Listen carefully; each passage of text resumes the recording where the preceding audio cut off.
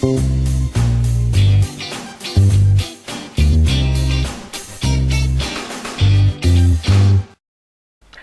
I'm Steve Hermitage, and I thought I would share with you how I created this image in Photoshop Elements. It's a pretty easy thing to do, and the whole purpose of it is to create the illusion that you're looking through something at your subject. In this case, it's my son pointing at a map. Now, in reality, he wasn't actually doing that because we took an image of the map, here it is, on the wall, and then I took a second image of my son pointing into open air, and you can see I've used actually a very wide angle lens here, and I've used a pretty wide aperture as well to create that depth of field where his face is out of focus but his finger is nicely sharp and in focus. And it's really easy to combine those two images using Photoshop Elements. Okay, let's have a look first of all at this image and take a look at the histogram. Now, histogram tells you an awful lot about the image. The histogram really just represents the picture's range from pure black, 0 on the far left, to pure white, 255 on the far right. Now, if you see loads of peaks towards the far left, then that's a pretty dark histogram, and you could have underexposed the image. Or alternatively, if you got lots of peaks towards the right hand side, that's a very light histogram, and you could have overexposed the image. This one looks pretty good. There's a nice distribution of peaks across the whole tonal range.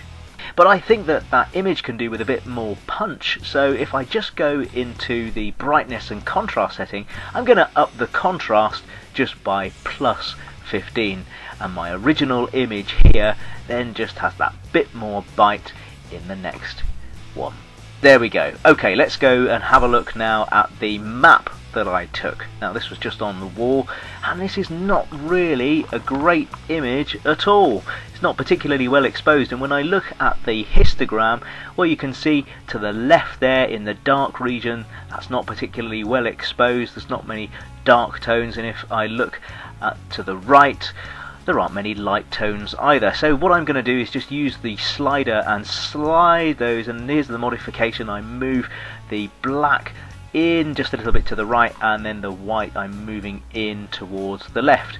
And when I do that, my original image, here it is transformed into this one here, and you can see that is much better exposed, but that still isn't that great.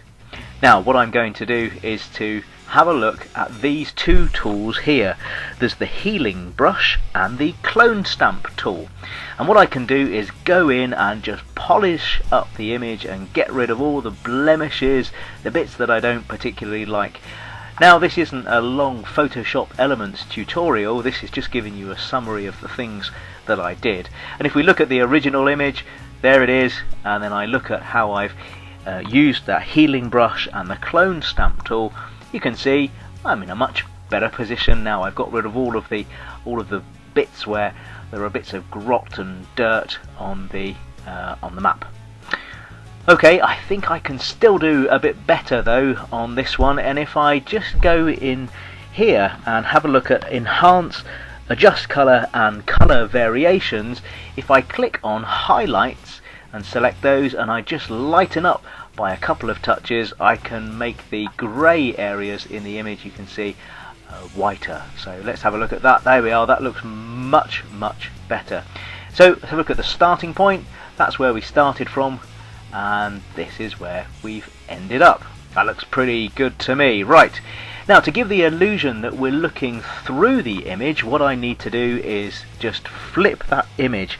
So I'm going to go Image, Rotate and Flip Horizontal.